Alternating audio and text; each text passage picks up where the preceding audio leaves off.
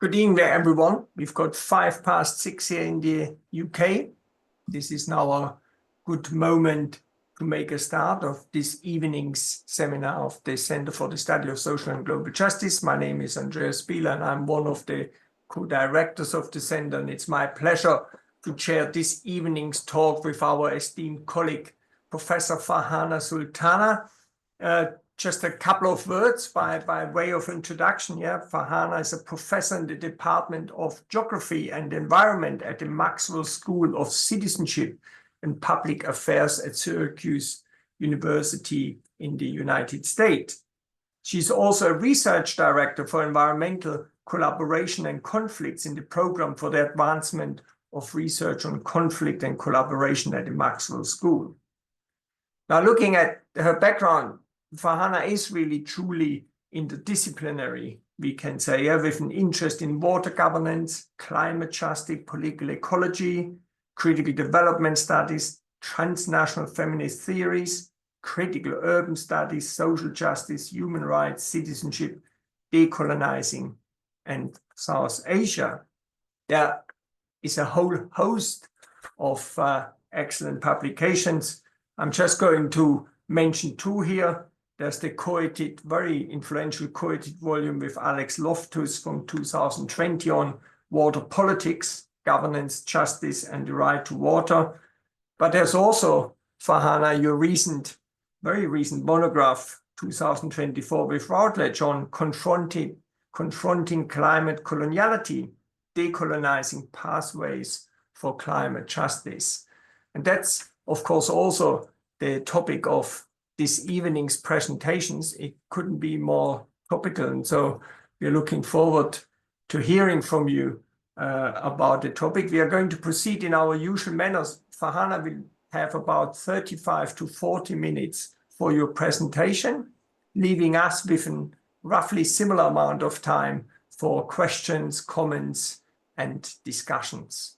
Okay, so Farhana, perhaps for all attendants, just remember the session is recorded and will be then also on our CSSGJ YouTube website afterwards. Farhana, over to you. Thanks for coming. Welcome. Thank you. Thank you, Andreas, for this very generous and lovely introduction, and to the colleagues at the Center for the Study of Social and Global Justice at Nottingham University for the kind invitation to deliver this talk today. And thank you everyone on Zoom and in the future watching this talk. So I want to share some pictures basically. So I'm going to go ahead and share my slide, and hopefully that's visible to everyone. So I've changed the title just slightly because how do we confront a problem, a massive systemic problem? I wanted to start first with how do we think about what we know about the problem? And it will be drawing from my recent book, but also in terms of wider work, in terms of ongoing discussions and also praxis-based work. So I've retitled it as Decolonizing Climate Knowledge and Repairing Epistemic Injustice and Loss in the Era of Climate Breakdown. So when we think about climate change or climate coloniality, I'm going to take a step back just to say, how do we understand and know what climate change is? So far, we know that it is a risk, it is a threat multiplier. It exacerbates inequities and injustices through specific climate-related, weather-related and ecological events, such as more intense, frequent, and unpredictable disasters and hazards. So given the growing ecological crises and climate-fueled disasters we're witnessing around the world, with rising greenhouse gas emissions and fossil fuel imperialism, there seems to be a rising global consensus for the need to confront the systems and the structures that perpetuate and exacerbate such impacts. So these images you see on the slides should be familiar because you see them on the news probably all the time. And I've also put up the image of the book that just came out a couple of months ago. But in the book, as I argue, climate coloniality, or what I will explain as a set of theories, ends up disrupting any simplistic approach or discussion of climate justice. It is a critical framework for understanding the contemporary climate crisis.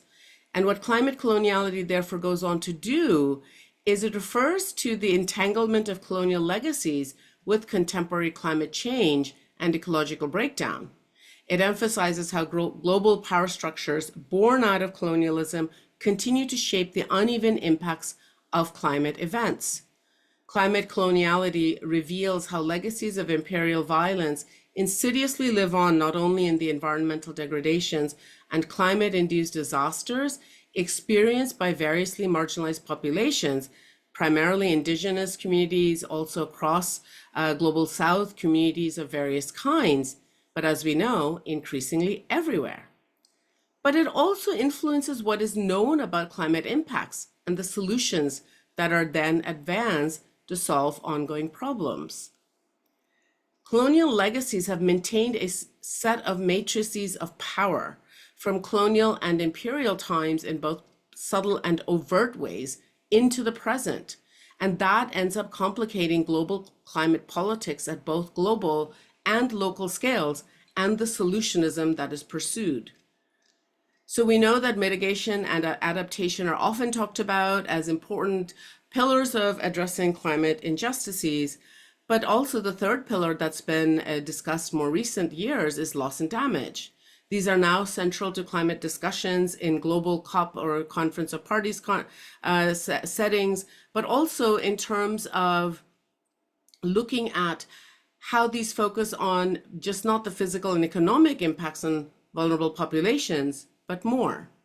So what is this more? What actually the more is overlooking the epistemic dimensions of loss, such as the erasure of knowledge, silencing of voices, and the denial of participation for those from indigenous communities and across the global South. In many ways, the epistemic losses reflect an enduring colonial structure that not only shapes the uneven distribution of climate impacts, but also determines who can speak and whose knowledge counts in global climate governance. Epistemic silencing turns into epistemic violence and erasure of knowledge and expertise in the discourses around climate. So the assumptions, the methods, the imagined solutions to climate injustice are thus incomplete, which result in more losses and damage to compound. The climate crisis isn't just producing loss and damages materially, culturally, ecologically, and economically, but in more insidious and long-standing ways, as it causes harms in the production and circulation of knowledge, access to opportunities, having a voice, being heard and heeded, influencing policymaking and decision-making, and changing trajectories and lived realities. Voice is power, but who has voice, and whose voice is deemed worthy, are entangled with climate coloniality.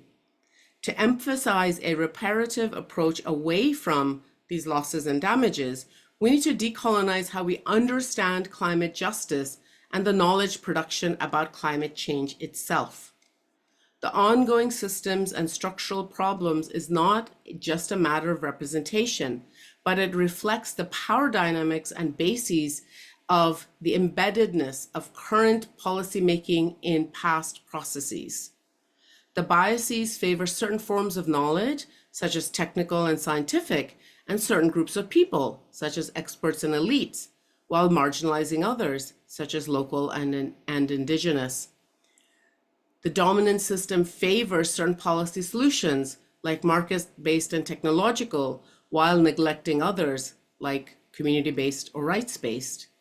These biases have real-world consequences as they shape the direction of climate policies and their impacts on people and the planet. Fossil-based energy systems fueling climate crises are wrapped up in this, as are the challenges to low-carbon energy systems and alternative pathways as potential solutions. It becomes imperative to counter centuries of dominant framings that produce the current crisis in the first place. We can do that by centering and listening to voices and expertise that have historically been overlooked. We can thereby tackle the limitations of our understandings, working towards a more complete picture of the different outcomes and alternative understandings of impacts often hidden in greenwashed narratives.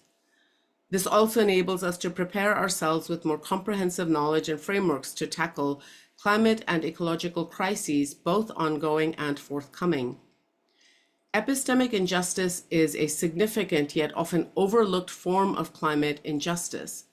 This exclusion of Indigenous and Global South voices, knowledge systems, and expertise from international climate forums, climate framings, and chosen pathways is a loss not just for those directly impacted, but for all of humanity. Colonial silencing continues to impoverish global responses to the climate crisis, perpetuating a climate coloniality that privileges global north, Eurocentric technical and capitalist perspectives while marginalizing any alternatives. So in this talk, what I want to do is critically examine the role of power, pedagogy, and praxis in climate knowledge production. Drawing on insights from Global South and Indigenous scholars, I argue for the urgent need to decolonize the institutions that govern climate science and policy. By decolonizing knowledge, we can address the multiple layers of epistemic injustice that undergird the climate crisis, reevaluating the systems through which knowledge is produced, and create spaces for alternative epistemologies that have long been ignored or devalued. Ultimately, what I call for is a fundamental rethinking of how knowledge about climate change or climate impacts is created, shared, and utilized, centering the voices and expertise of those who are most affected by it, but are often least empowered to shape its trajectory. So let me elaborate a little bit further about climate coloniality and its links to epistemic injustice. Epistemic injustice refers to the systemic devaluing or exclusion of certain voices and knowledge systems. In the context of climate change, this manifests in the marginalization of Indigenous ecological knowledge and Global South epistemologies on human-environment relations. These knowledge systems, developed over centuries to manage local environments sustainably, are often ignored and undervalued in international climate negotiations that are dominated by Western scientific and market-based approaches. This tends to reinforce the domination of global North interests and corporations, and continues to marginalize those most affected by climate and ecological disasters. Moreover, the exclusion of Global South and Indigenous expertise and knowledge, especially those that stress alternative solutions, from these climate spaces of governance and policymaking, tend to therefore reinforce the perpetuation of narrow technocratic solutions that fail to address the root causes and therefore solve not much. Solutions such as enforced fossil fuel energy dependency, carbon markets, geoengineering, and large-scale infrastructure projects are often promoted at the expense of more holistic, community-centered approaches that prioritize care, relationality, mutual aid, and local knowledge. Epistemic coloniality results from the asymmetrical power relations embedded in knowledge production and dissemination, which perpetuate certain dominant Western epistemologies and marginalize or subjugate other ways of knowing and being in the world. It encompasses how colonial structures and ideologies continue to shape knowledge systems everywhere, privileging certain forms of knowledge while silencing, devaluing, and erasing others. Thinking about the coloniality of knowledge and how Eurocentric power matrices endure globally, it is not surprising then that knowledge, solutions, and policymaking around climate change are rooted in knowledge structures and power relations that privilege the more powerful and hegemonic communities and corporations, primarily in the global north.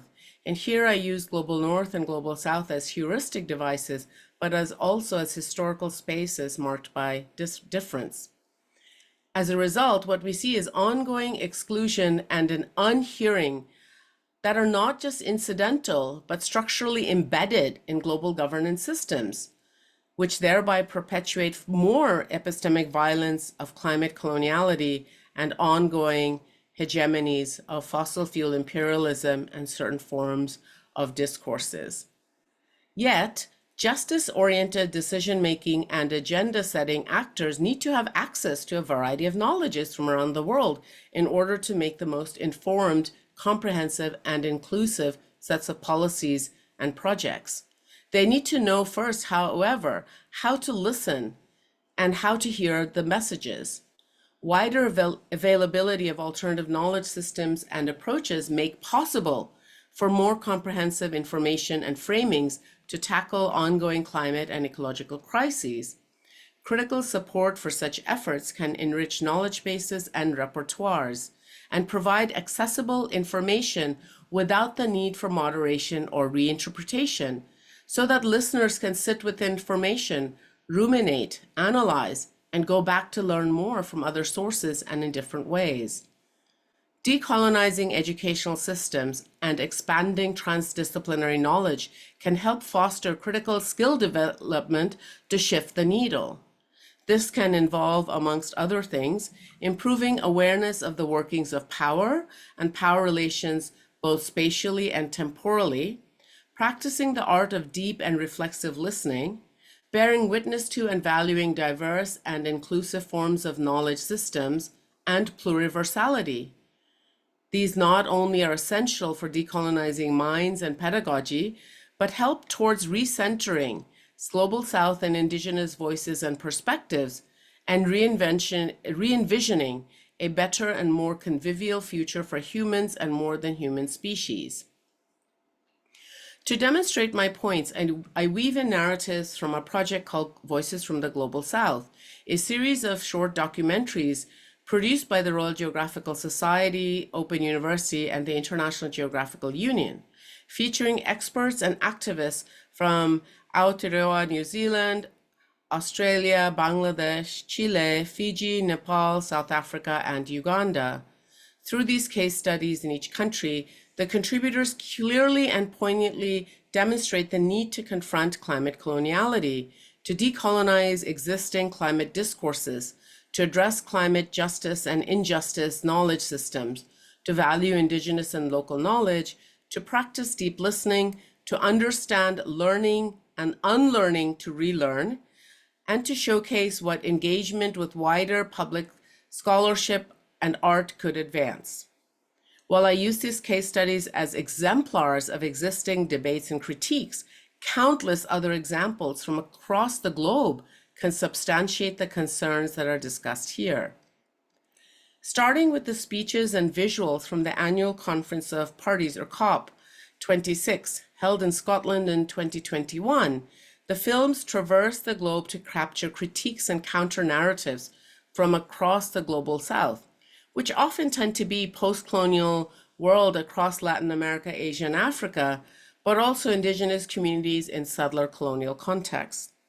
These demonstrate how Western Eurocentric science and knowledge went global with European colonization and has had lasting legacies, resulting in dominant narratives still emerging from the global north, or what is often called the former colonial empire and the contemporary imperial seats of power and sites of control over discourses, decision-making, material outcomes, and finances from countries, corporations, and elites. While Global North and Global South have contested meanings and are often used as heuristic devices, they end up helping us to understand a critical cartography of the world. So when we flip the map, as you see in the slide, it encourages us to think critically about the legacies of colonialism, stratification, and hierarchy. And in this way, the Global South figures more prominently. So let me first turn to power and voice in climate spaces. Considering the workings of power and voice, climate change discourses are dominated by experts and elites that often come from Global North countries into these large decision-making spaces. But we know that positionality matters, as does contextual knowledge and more expansive geographical framings. So this ongoing hegemony is a hindrance to more fruitful and equitable futures. The contributors featured in the Voices from the Global South videos highlight what is often overlooked from the more powerful, advanced industrialized countries and decision makers, such as inequitable impacts of climate change, unequal access to opportunities to speak and to be heard, and the power relations that influence climate policy making and framings, as well as having to deal with ongoing impacts of colonialism and skewed development policies and outcomes, facing various biases in media coverage and discursive framings, and a plethora of other concerns that need wider attention. The global climate conferences offer a glimpse of the wider political economy of power at different scales and spaces. There are vast inequities built into the systems that govern what is said, debated, decided about, and televised, but also the interconnected impacts and the actions that are pursued. Access and voice matter, as does being heard and listened to. The barriers to participation in international climate forums and other decision-making spaces are numerous and deeply entrenched. Activists and scholars from across the global South frequently face difficulties because not only lack of financial resources, accreditation, simultaneous webcast media coverage, but also deep platforming and being denied visas. Even when they're able to be present physically, their voices are marginalized, as illustrated by the stark power imbalances in venues such as the COP that produce chronic gaps in knowledge and policy and climate, thereby reproducing hegemonic or dominant narratives, which we know are increasingly influenced by fossil fuel corporations. There are other additional forms of silencing, though, such as access to the mic, being cut off, being barred from certain venues and rooms, being denied an audience, and also speaking to an empty room.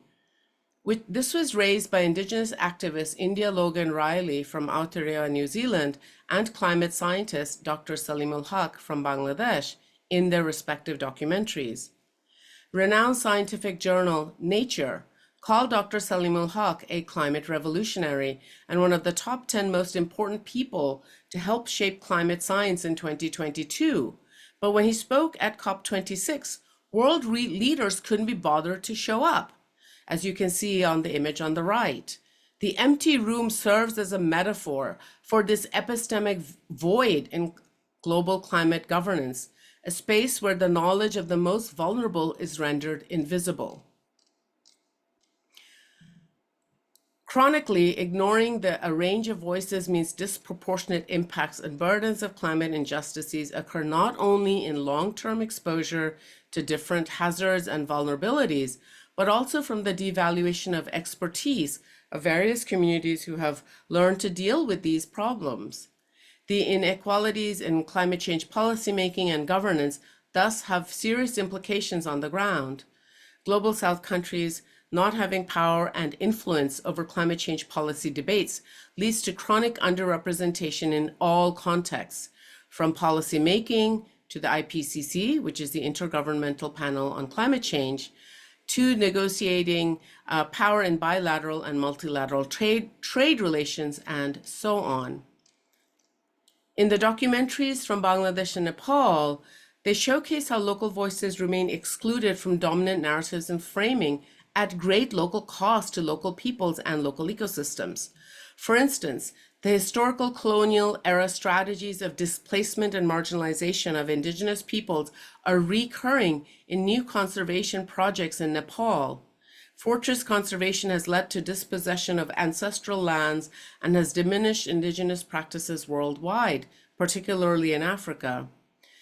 In addition, in a case study from South Africa, intersections of class and race are influencing how different communities in the same urban area experience climate change.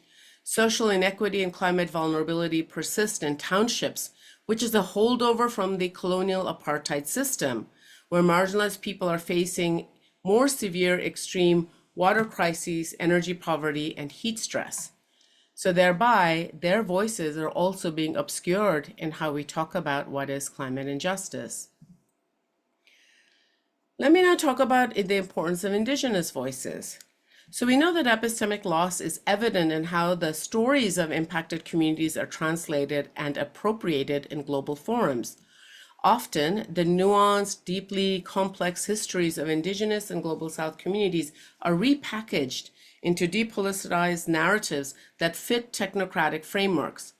For example, Indigenous peoples' resistance against extractive industries and climate-related displacement is frequently framed as environmental activism, rather than as struggles for sovereignty, self-determination, and survival. Such framing downplays the political dimensions of these struggles, marginalizing the broader calls for justice that are central to them. Indigenous scholars have highlighted how coloniality has not only perpetuated certain framings and explanations, but also produced biased knowledges that in turn are universalized. It is critically important to understand the tensions between Western science and Indigenous science as disparate ways of knowing and being in the world. The colonial epistemicide against Indigenous science has been ongoing for centuries. Eurocentric hegemony has marginalized and othered incompatible knowledge systems, thus limiting the ability to even question who has the right to produce climate knowledge and climate science. While Indigenous knowledge systems are excluded from hegemonic climate discourses and practices, they absolutely contain important existing cosmologies of decolonial knowledge and resistance that center on accountable, reciprocal, and ethical relations and processes. If we want to decolonize our knowledge and our institutions, then we must create alternative forums for epistemic justice. This includes valuing and fostering other epistemological knowledges and methodologies, promoting different knowledge holders and experts. The universality of Eurocentric models enforced across the world has resulted in the capitalist colonial crisis of climate breakdown. So therefore, it is time to unlearn so we can relearn differently to conceptualize and practice the just futures we want. In the case study from Chile and Australia, activists, scholars, and Indigenous communities underline the importance of combining Western and Indigenous knowledge equitably and reflexively to avoid the continued extraction or theft of Indigenous and local knowledge around the world. Indigenous climate justice teaches us more expansively about interconnectivity and relationality. Climate justice is not about the separation of nature and society, but about communities and people being part of climate change. Decolonization is thus about not only ontology and epistemology, but understanding methodology that is central to both. The documentaries showcase storytelling as an Indigenous methodology for relationality and knowledge sharing. In Aboriginal Australia, countermapping and renaming are methodologies being used to challenge the colonial power of maps that impose certain normative controls across the world through cartography. Similarly, in Chile, Indigenous analysis exposed how green transition is exacerbating ecological extraction and destructive practices in the country's lithium mines. These disrupt this dichotomous thinking that all green transition as being positive everywhere. The case studies from Fiji and New Zealand showcase the importance of interrogating the colonial roots of climate change, especially in the ways Indigenous knowledge is included or excluded. Colonial legacies of inequities and hierarchies of knowledge systems, alongside persistent hierarchies of power relations, ensure that differences and injustices are maintained across different sectors and scales. By confronting coloniality and the structures that create and maintain knowledge hierarchies of expertise and value, we see the impacts of colonial domination repeat themselves across the globe.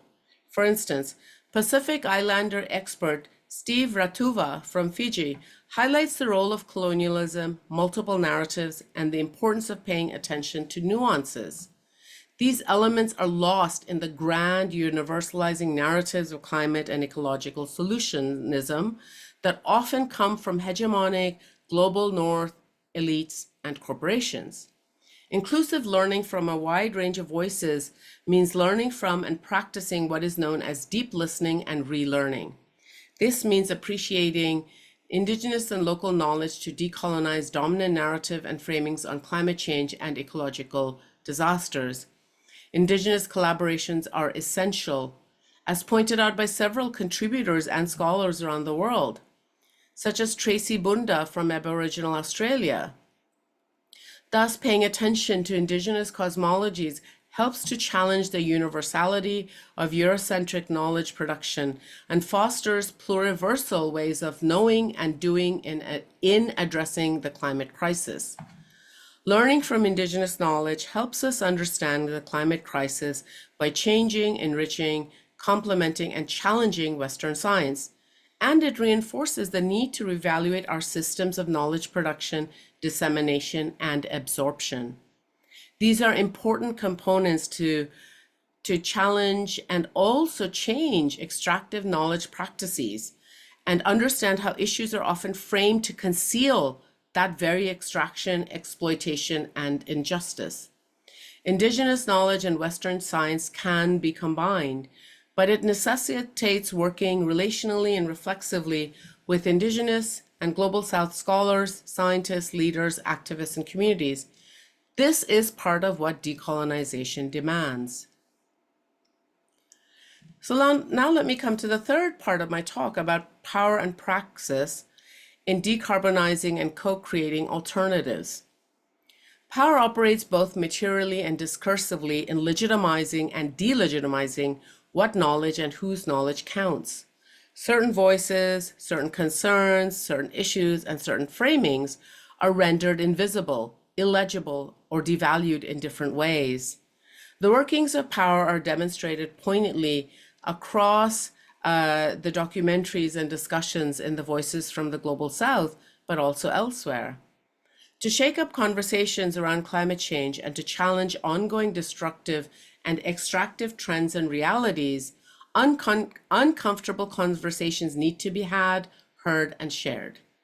Climate justice must be about historically underrepresented peoples, alternative framings and discourses, and inclusion of voices that account for differential power relations. It is much more than greenhouse gas emissions, but it is absolutely incorporating of those emissions. If we are to seriously decolonize climate, we must be able to name the problems and then identify more inclusive ways that the injustices can be tackled. Collaboration is essential, but so is speaking up when necessary, and at the same time, decentering ourselves so that we may create space for and listen to voices that have historically been ignored, sidelined, and marginalized, or else included tokenistically or paid lip service to. This helps start the process to redress the losses and damages from epistemic injustice and allows each of us to exercise our relational privileges in the process. In many ways, for such actions to be fruitful requires those with privilege to silence themselves in many spaces, thereby creating space for other voices to be heard in a practice of relational privilege and solidarity. It is about questioning our conventional wisdom, unquestioned science, and notions of equity.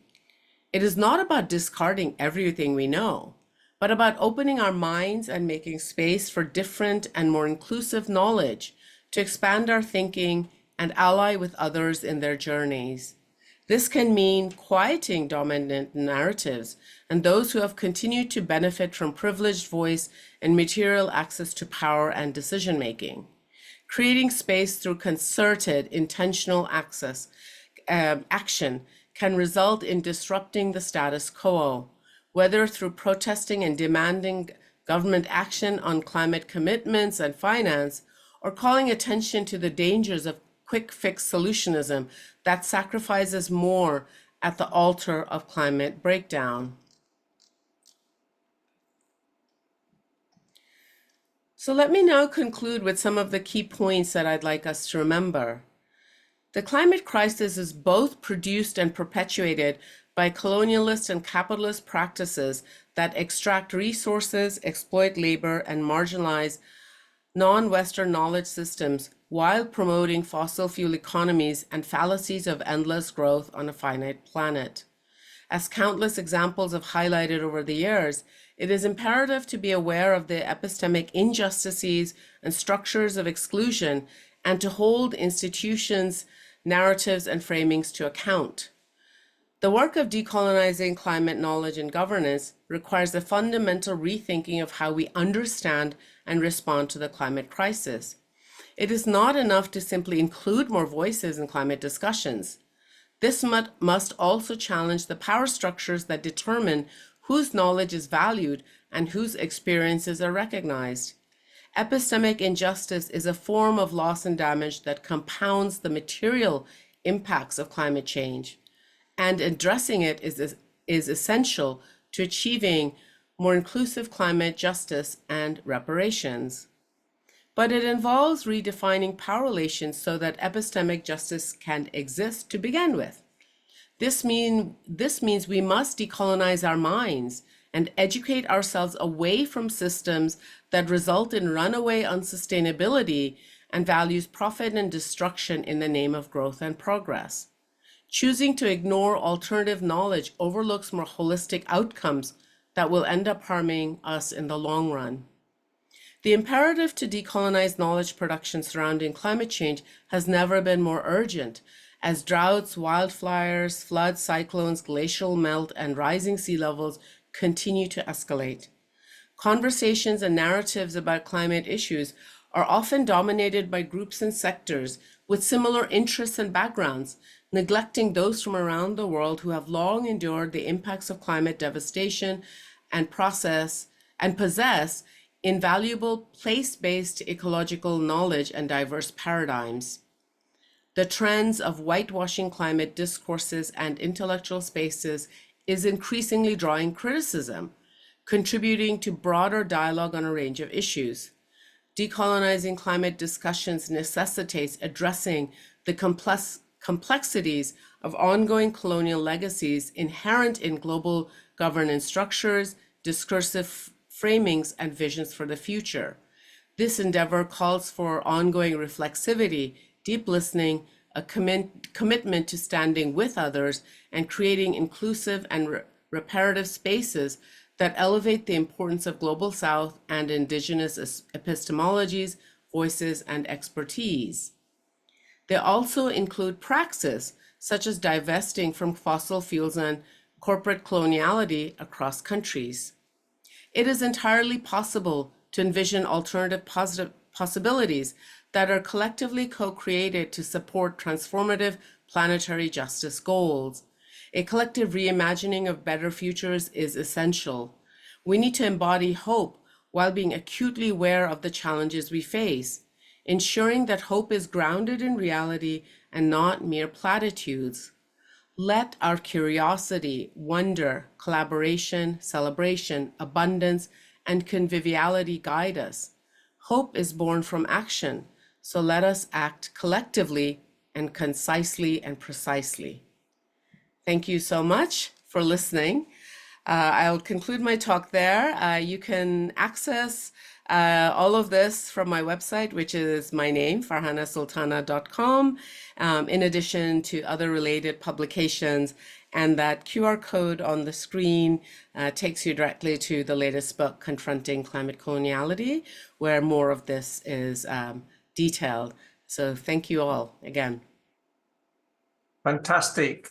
Thank you very much to you, Farhana, for that excellent presentation, very thought-provoking and thought-stimulating presentation, and perfect timing too. So we've actually got still plenty of time for question, answers, and discussion. And perhaps if I could just ask our colleagues in the room, if you could indicate with an electronic hand if you want to speak, and then I shall call you one by one, and Oliver will then also dismantle the enforced silencing of the microphones, and then you can ask your questions in person. So who would like to go first, please?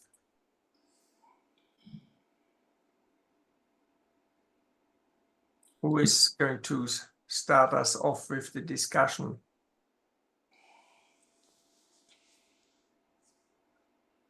Well, I've got a question. I can start off happily. So Farhana, I think it was hugely fascinating to talk about this epistemic injustice and this silencing of voices. And one thing it also reminded me of what colleagues at the moment refer to when they talk about scholasticide in relation to what's happening with the genocide in Palestine, where there's almost a systematic erasure of universities, of educations, of schools, of archives, of libraries by the Palestinian people, perpetrated by Israel. Yes, so there's almost an erasure. It shows the importance of voices of different epistemologies. But my question would be, how do we see that? Where's the materiality coming in there? Epistemology, some colleague would say, oh, that's happening at the ideational level. How would you link that to a materiality when it comes precisely to this kind of continuation of exploitation of the global south by the global north? How can we understand that? So thank you for that question, Andreas, and the point about scholasticide. That is very critically important. It is happening in our lifetime, so it is not something in the past. But going to your question about materiality, so, it goes back to a lot of those theoretical debates around the connection between discourse and material. But with epistemicide, what happens is a lot of those material connections are often hidden.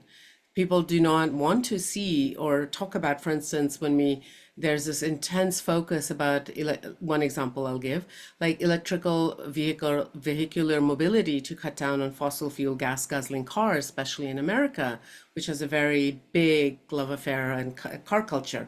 So when we think about how can we connect the epistemicide with the material, if we didn't have indigenous communities who are making those connections about how lithium is necessary for those batteries for electric cars, and that is leading to a certain kind of destruction of their communities, their knowledge systems. If people were not allowed to even speak about those issues, or scholars and researchers and experts from those communities were not able to raise their voice, we would not have that counter material critique to electronic vehicular pathways. And it often limits it to that. In America, the discussion is, well, I've got a heat pump, or I've switched to electric bulb, different kinds of bulbs, heat saving mechanisms, and I've bought a electric car, and that's as far as I'm going to go. So it puts certain blinders on in understanding those other wider connections. So that's one example. But I think a bigger issue is how materially this epistemicide has maintained a certain kind of coloniality in global governance structures, in trade relations, in media discussions, in terms of how those play out in terms of goods and services, what's produced, what goes where, whose voice counts in terms of measuring those kinds of impacts, deleterious or positive, but also in terms of how do we know the types of policies that are made, who are the policy makers. I think that is where I see a lot of these connections playing out in terms of the structures, both from local to global, in terms of planning and policy making, but also in terms of agroecology. Why do we have more industrial farming rather than more holistic agroecology, right? So for instance, a couple of days ago, Yale University and their climate communications released a study that, you just having these fallow lands wasn't going to necessarily lead to rewilding, right? There's all kinds of, like, if you stop farming and let it just become wild fallow land, it has other material impacts and connections across global agricultural trade. So if you cannot link those domestic policies to wider international links, and I think what that requires is that understanding and inclusion of those kinds of to undo those kinds of silencing, or rather unhearing, that occurs. So it's after the fact, when there's a post facto analysis, people say, okay, this was done wrong, we need to fix it. But we could approach in terms of ways of more collaborative governance and policy setting, so that you don't have to wait for the damage to be done to then do a post facto evaluation and then conclude, whereas there are other scholars and other experts and other knowledge systems which were telling you from the beginning, this is not the way to proceed. So these are just a couple of examples where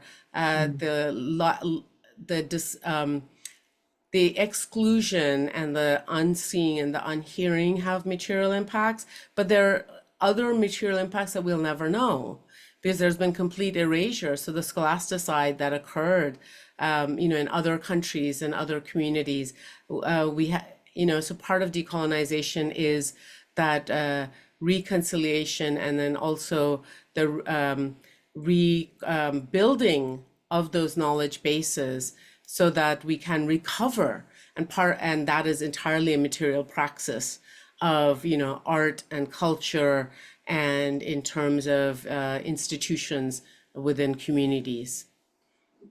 Excellent. Thank you, Farhana. Daphne, you are next. It would be very helpful if people could put their questions in the chat in case we don't get around to all the questions. So that I'm also able to read what the question is, because sometimes the sound cuts out. I'm not sure if Daphne needs to be unmuted.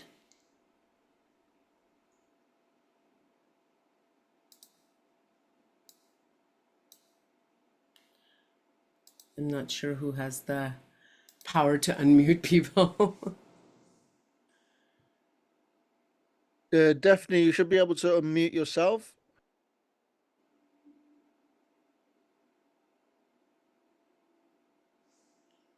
Okay, she's decided to write the question. All right. Does somebody else want to go in the meantime?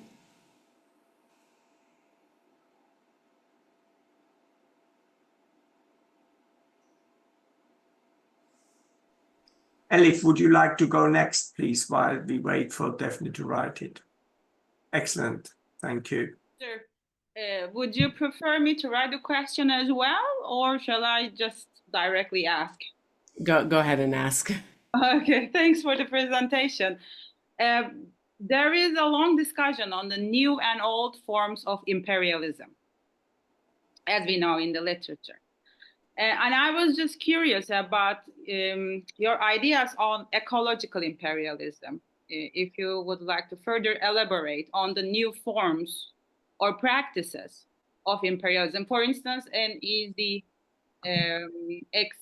example is that we know India and Turkey being the primary exporters of European waste, for instance. So European Green Deal is working in the European territories, perhaps, but there is a dilemma here for sure, which is related with imperialism. So that's why I was curious about. And I remember my second question is about a phrase that says ecology, the struggle in ecology without class struggle is just gardening. I think from a Brazilian trade unionist, which was really interesting for me, and I like the quotation. Your thoughts on that? Thanks a lot. Thank you. All right. So I was curious, actually, I wanted to ask you back your example about ecological imperialism in waste movement, right? About India and Turkey. So you know more about this than I do. So what is happening in Turkey?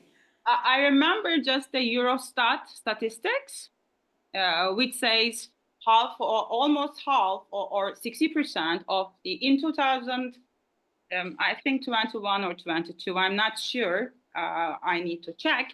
But the data says that the EU waste increased a lot to global south, India and Turkey being the primary countries getting the waste.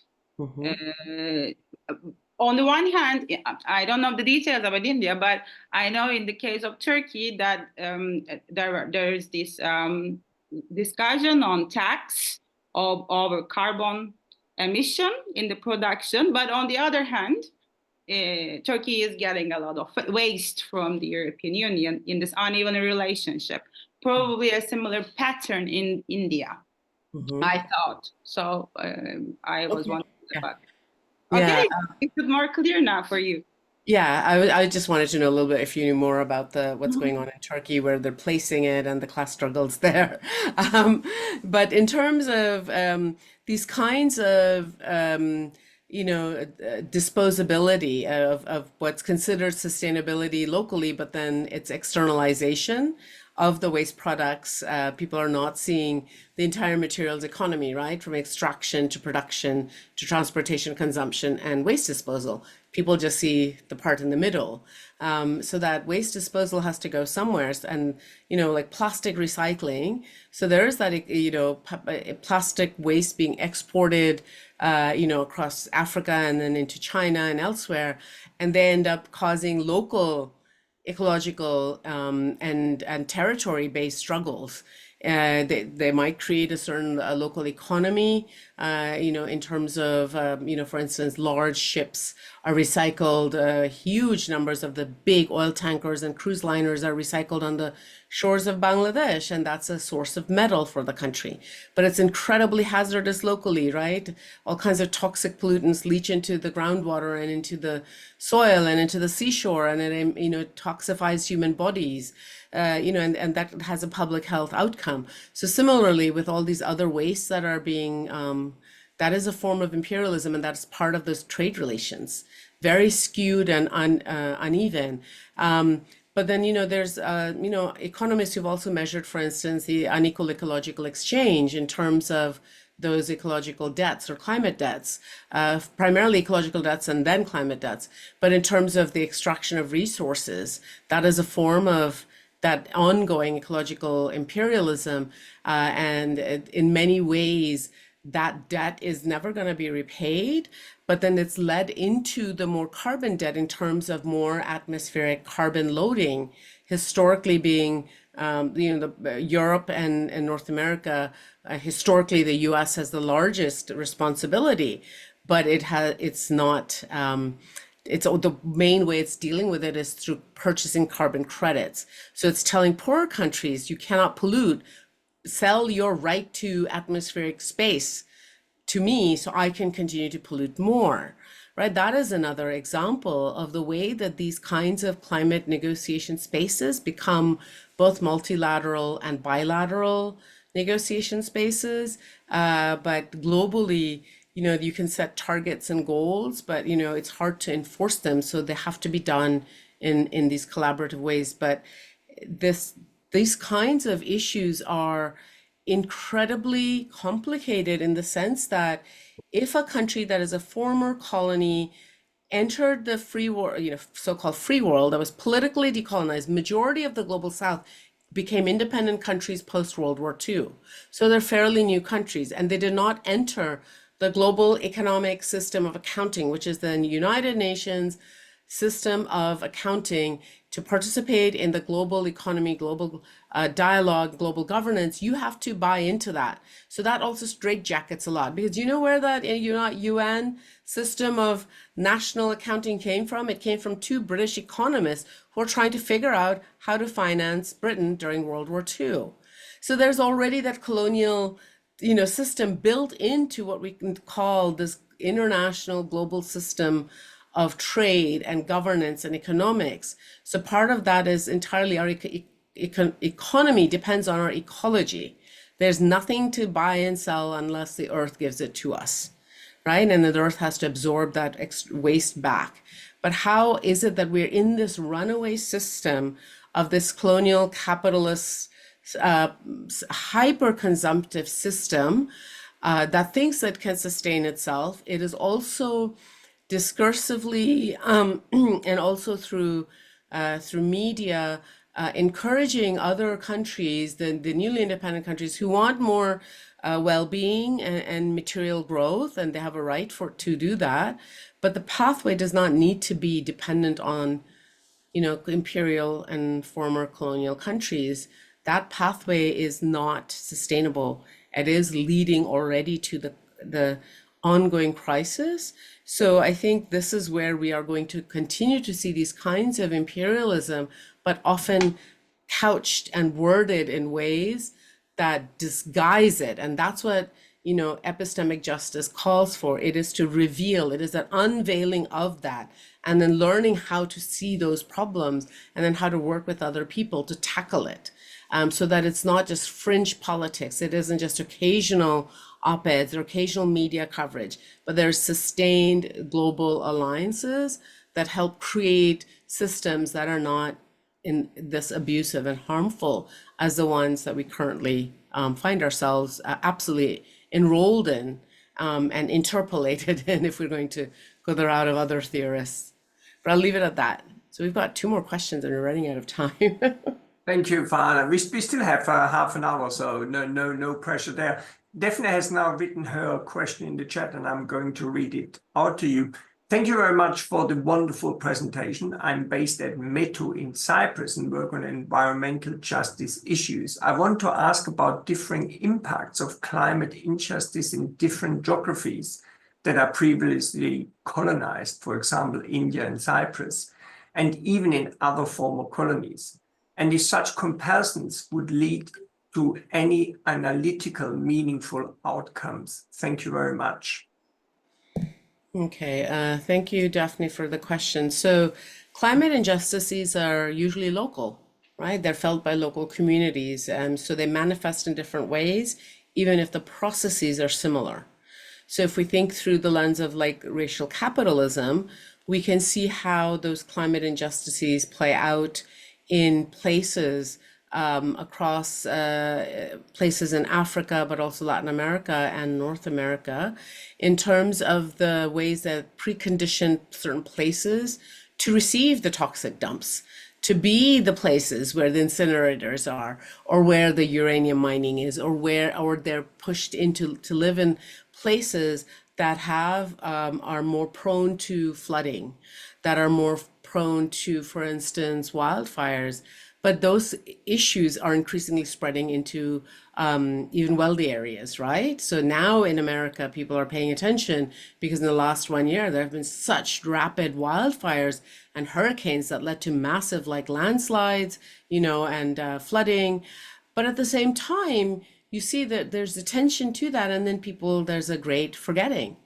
There's this massive forgetting and then going on as if naught has changed. And then political issues also play a role in, you know, the US has withdrawn from the Paris Agreement again in this new administration. This new administration does not care about climate change or local people as much. It's very much a class struggle right now, but it's also racially intersected and gendered. So when we think about these kinds of local injustices, and does comparison lead to analytically meaningful outcomes?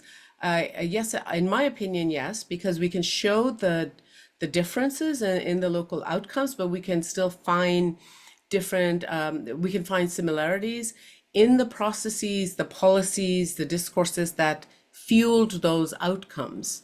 We can trace those similarities. So what are the ways that, for instance, indigenous injustices in spaces of, for instance, New Zealand, Aboriginal Australia are similar or different from those that happened in Latin America, or are similar or different from those that have happened in Canada, right? These are settler colonial spaces. But there's also an analytical similarity or a purchase that can be made, an analytical purchase in comparing to indigenous and local communities in Africa who have held certain knowledges that have been useful, but were entirely suppressed and marginalized through hundreds of years of colonization of the entire continent. How do these communities then get enrolled into certain forms of neocolonialism, certain forms of bonded labor, which is almost like slavery, for instance, in coltan mines in the Congo, in terms of how in entire countries, like a certain percentage of it is now owned by another country because that's their carbon offsetting scheme. So it's dispossessed, you know, it's that fortress conservation. So I think those kinds of climate injustices are occurring. We need to find those other meso and global level connections. And that's, again, both scalar and it's also through history. And once we find those connections, I think the outcomes that we can seek are what kinds of articulations, counter narratives do we create? How do we then create solidarities across differences? How do we overcome the politics that divide, rather instead think through more of a care ethic in terms of building collectives? I think can, so it doesn't become what is called oppression Olympics. It is not about, well, my injustice is worse than yours. It is recognizing their injustices. We need to find the root causes, and how do we come together to counter that? Because it is counterproductive to to be in this field of, where's climate injustice, whose climate injustice is more. I mean, different people feel it differently, and some are more long-standing. So there are communities across the Pacific Islands, they're in drowning homelands. How do you compare that to somebody who's living in a much more secure inland space? It's a different kind of feeling of home, of territory, of culture, but we can still learn from people and then recognize that we have common goals. I think you have to identify a common goal or common goals and objectives, and those can only be derived in community. Those can only be derived in certain kinds of collectives and solidarities, and that is work. That requires work, and that, what I'm arguing is that we have to first understanding these long processes of coloniality, and to dislodge it, to confront it, requires a certain level of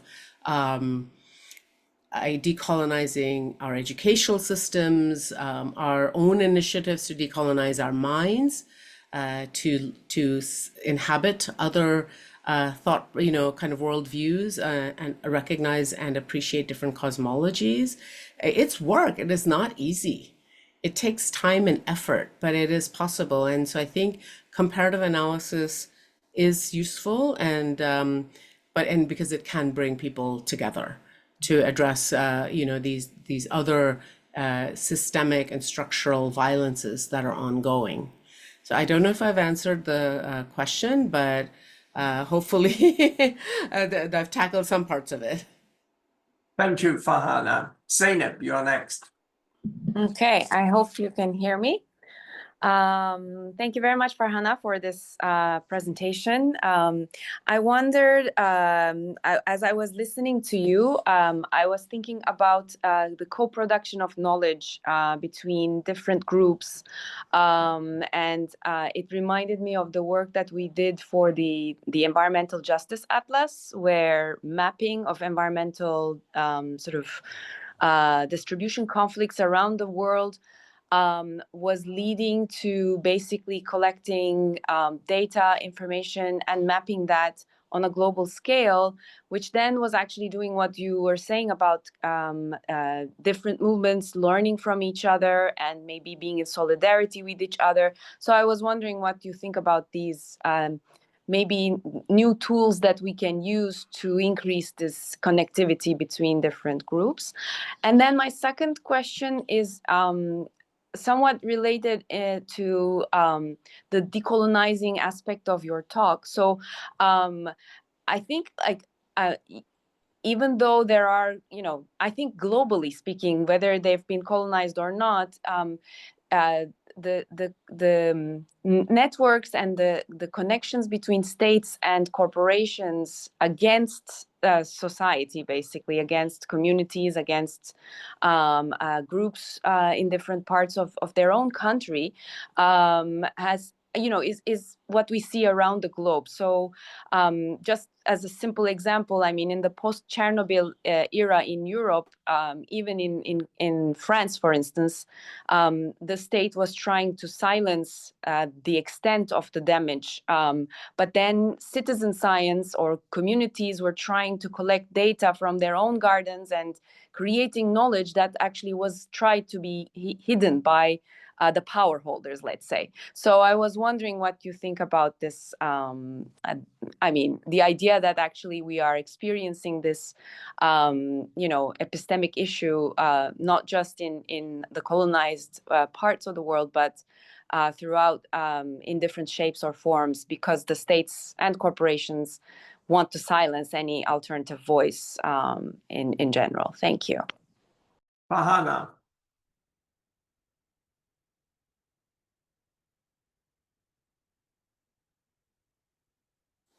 Sorry, so the first part of the question about solidarity building and counter and mapping or collective mapping as a strategy, absolutely. So that's a methodology that I mentioned in my talk. If we do that, ramp it up, it requires a certain kind of ethic of relationality and care to build those collectives, to build up the knowledges. So those are tools. They become material artifacts that can be used to make certain points. Similarly with citizen science who are documenting what's happening, sharing that. And I think with more in the last 10 years or so, with the availability of social media, these kinds of knowledge are more rapidly shared. There were many kind of different strategies and tactics people have deployed. And I understand that there's still frustration because of the impact may not be, shifting the needle enough. But the fact that people are even doing this on a larger scale is part of the process to start shifting the needle. We can't just shift the needle overnight. It's not going to happen. It takes multiple collectives and solidarities and multiple tactics and multiple strategies. So, and when we think about networks of corporations and states who do try to silence, who won't listen to other types of solutions, it becomes incredibly difficult. I completely agree that they're powerful, they're moneyed, they have the right to military violence, because that is what the state does, right? It has the right to military violence. And we know that a lot of indigenous communities have faced off with their own governments, militaries, and paramilitary forces in trying to, protect their territory, to have a say in their in how different solutions, national and regional and local policies are made.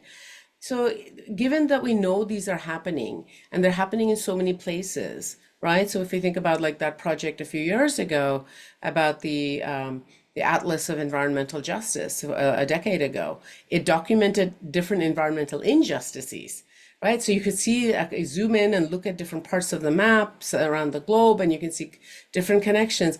But you also see that, people are leapfrogging and finding allyship with other groups. And they're strategizing, right? What was effective for you? Can we learn that? They're learning from each other. We see that with Via Campesina, right? In the farmers groups and agroecology groups out of Latin America, La Via Campesina has gone global. And are they as big as agro-industry? No. But are they a legitimate counter narrative and counter knowledge site? Absolutely. Excuse me, I have a cold. So when we think about what are the ways that you can fight this behemoth, it requires that Lilliput strategy, lots of Lilliput's coming together. So if you think about Gulliver's Travels, and then also recognizing that you can work with these behemoths to transform their own policy. So it is not just to confront it and shut it down entirely, but it is that how do you work collaboratively to create these policies that are more encompassing and allow these other forms of knowledge production to happen, and those knowledge production to have value in the spaces of governance and policymaking, so that you do reduce as a result both ecological violence and epistemological violence. Excellent. Thank you, Farhana. We've got 3 more questions. I suggest to take them in one go. And then to give you the final word, if that's okay with you, Farhana. Yeah. So Yeah. in the chat, first, Gemma Gasso indicated that she wants to speak. So Gemma, if you go first, then Ipek, and then Sinem. Gemma, over to you. Yes, thank you. Thank you so much for organizing this and for your talk. This was really interesting and important work right now, and I look forward to read the book. And I just wanted to, it's more of a theoretical question. I mean, you already mentioned it, but I just wanted to ask to elaborate on the connection with the concept of green extractivism, like the connection between green extractivism and climate coloniality, because I think there is something there. I would like to hear your elaboration on it. Thank you. Okay. Thank you, Gemma. Ipek.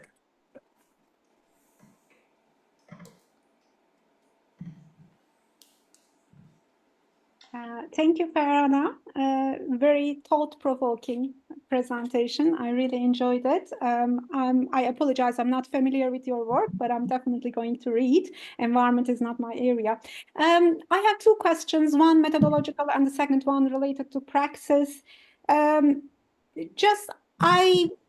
would like to know how you conceptualize agency in your work, in your research on decolonizing knowledge.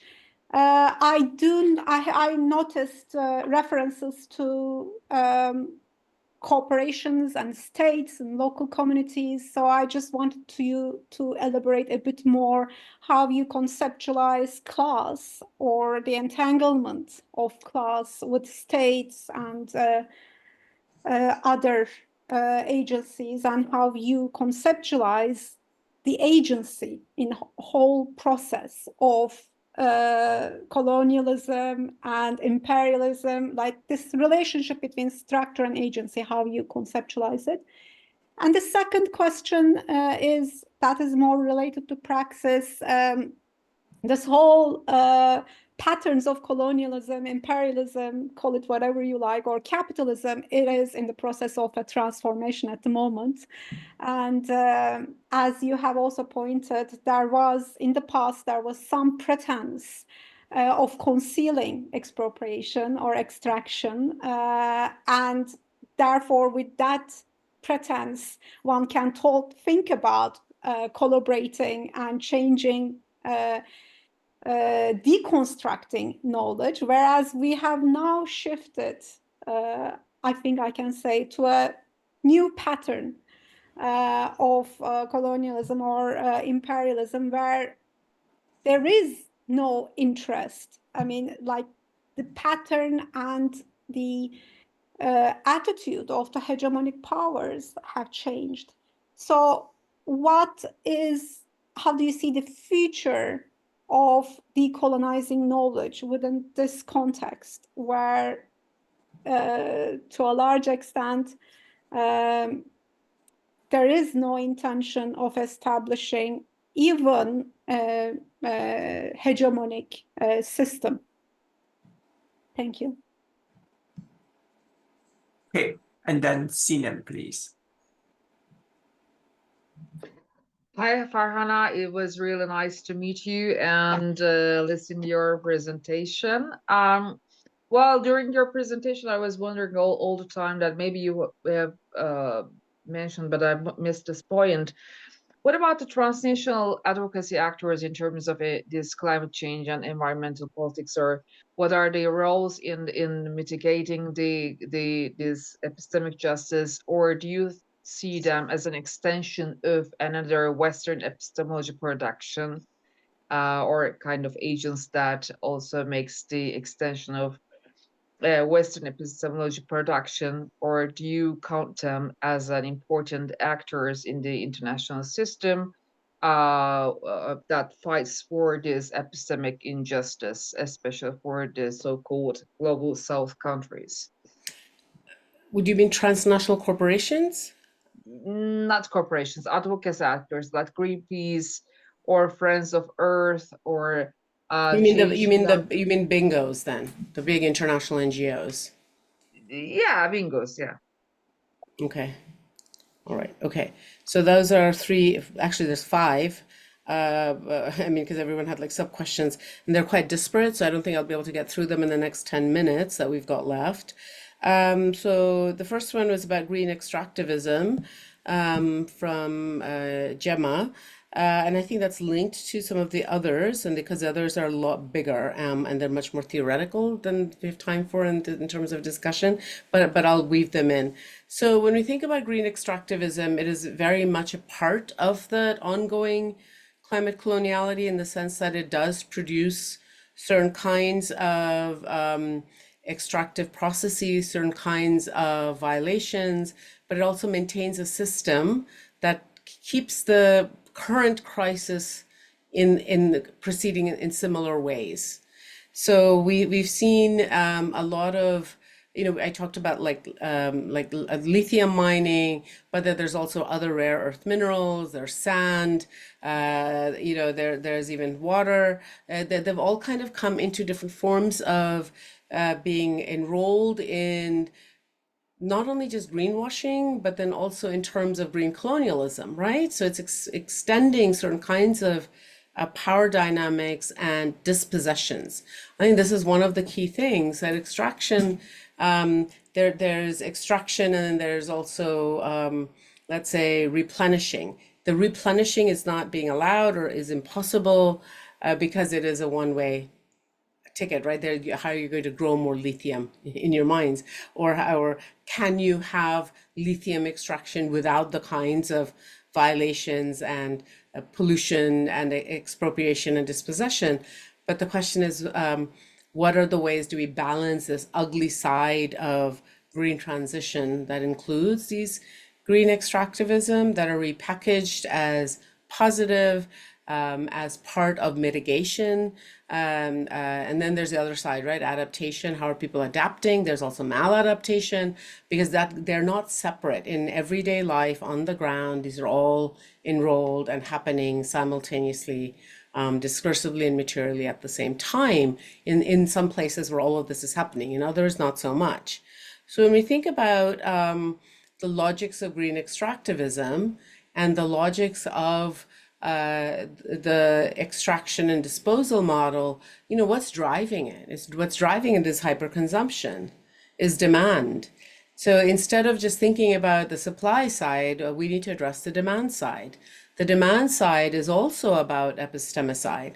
How did we arrive at a position where living lightly on the earth or living in relation to the ecology you happen to inhabit became so that, that severance, that alienation from the land became entirely about consumption of produced goods and services.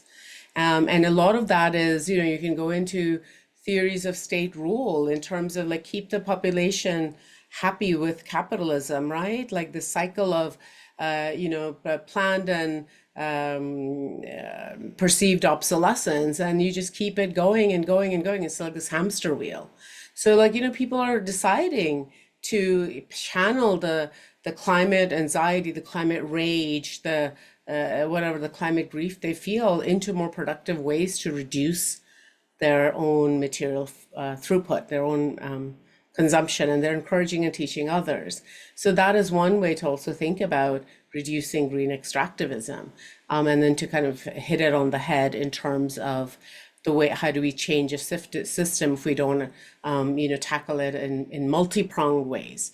It has to be multi-pronged, and it has to be in collectives, and it has to be in ways that allow you to approach it in different spaces, but that's contextually, that makes sense. So this is where I think scholars in the degrowth community have very important insights into where does hyperconsumption need to come down and still have well-being, but then where does consumption need to go up? So for instance, in communities across the global south, right, they're in terms of their daily life, in terms of their well-being, in terms of their greenhouse gas emissions, they have not been allowed to, or they have historically not done so.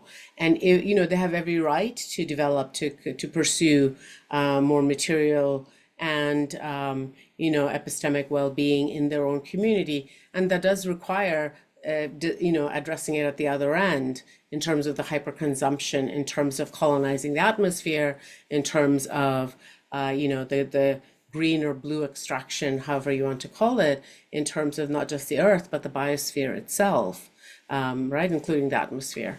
So this then, we can think about in terms of, I think, okay, I'm just looking at the time, so we've got less than 5 minutes. So in terms of, I think there was a question about agency. So, where the role of agency, I'm not entirely sure. You mentioned a bunch of things, but then you mentioned structure and agency. So this is where I'm trying to advocate for everyone to exercise their agency, right? That there are many people who do not have the same level of agency when they're constrained within certain systems and structures that do not let them have a voice. There's fear tactics, there's disinformation, stochastic warfare, there's military occupation, right? There's genocide. So who has agency? It's very different and it's relational. So within the structures we live in, we have different types of agencies that we can exercise. I don't know if that was the question, but in terms of the fact that the state is always exercising its agency, corporations are always exercising their profit motive agencies. So if communities who are enrolled and interpolated by states and corporations and nonprofits and NGOs, the individual often feels powerless, but we all have agencies of different levels and at different times and at different places. And I think one of the biggest thing is many years ago, there was a documentary called Affluenza, that, the wealthy become apathetic, right? They don't exercise their agency for the greater good all the time. And affluence has become this epidemic. It certainly is in America, where everyone thinks they can be an overnight millionaire. They're just temporarily embarrassed. They're not there yet. So, they buy into narratives of fascist control as if that will deliver greater material progress. But right now they're realizing, at least in America, they're being laid off because there's an absolute coup in the government, in the federal government. So, which kinds of agency, where is it political? Is it, academic, what kind of agency? And I think that links to praxis, right? Your praxis and your agency are linked to what you know. So theory, action, reflection. So, we can take it from whether it's Gramsci or, Paulo Freire's work, whether it's bell hooks, whether it's Spivak, we can look at the different scholars who've written about praxis in terms of what do we know? What do we not know? And then how do we then come to know? And that is that unlearning that has to happen from the way we have been largely indoctrinated, majority of the world, in terms of think of certain ways, to aspire to certain ways, to accept certain things. And so how do we learn to challenge those things? What are the elbow room we have within the constraints we exist in? And I think this is where we can think about, decolonizing future in terms of us as the space we occupy right now, which is academia. So how do we in higher education allow for different kinds of praxis to exist, to evolve? How do we change our curriculum so that different forms of knowledge can be built in, so that becomes the norm? And that is what I've been working towards for a number of years. How do we counter this epistemicide? And as an educator, that power is in my hands in the curriculum, in terms of what I teach, in terms of how I teach, how I include students. What are the methodologies I include? What do they learn? Does everyone need to read Marx? No. Can they go read, Robinson? Sure, right? they can work, but do you have to always just, there's this famous saying from a cultural anthropologist in the 1980s. She said, I found people in the plateaus of Tibet reading a bad translation of Shakespeare, but they were not being allowed to learn their own history and culture. That's coloniality. And the structures that maintain certain curricula, certain legal systems, certain economic systems, certain governance systems, that is that hegemony that continues whether we think of it or not. So why was I raised reading a bad translation of Shakespeare? And now I'm having to unlearn that to recuperate my own indigenous, knowledge and scholars and cultural icons, and so that how does that, and it's a lifelong process. That's all I'll say. I'll end it with there. Like, this is a lifelong process. There are multiple organizations, multiple entities we come up against, but we all have voice. We can choose to exercise it. Sometimes we need to silence ourselves so that others can have voice too. So I'll leave it at that because we're at time. Farhana, thank you very much. Powerful seminar this evening here in the UK. No, is much appreciated. Many thanks to our colleagues in the room. Many thanks for your question. I think that was really a fascinating and very insightful seminar. So thank you very much, and we thank you in the usual manner. Thank you. Thank you for inviting me, and thank you everyone for staying, and for those who will be watching the video. I hope all of this made sense, but please do go check out my work. Most of it is accessible from my website, or you can find other videos of my talks on YouTube as well. But thank you, Andreas and Nottingham colleagues, for inviting me. I appreciated this. It was very good to have you with us. Thank you, Farhana. Good evening, everyone. Thank you. Good evening. Bye. Bye.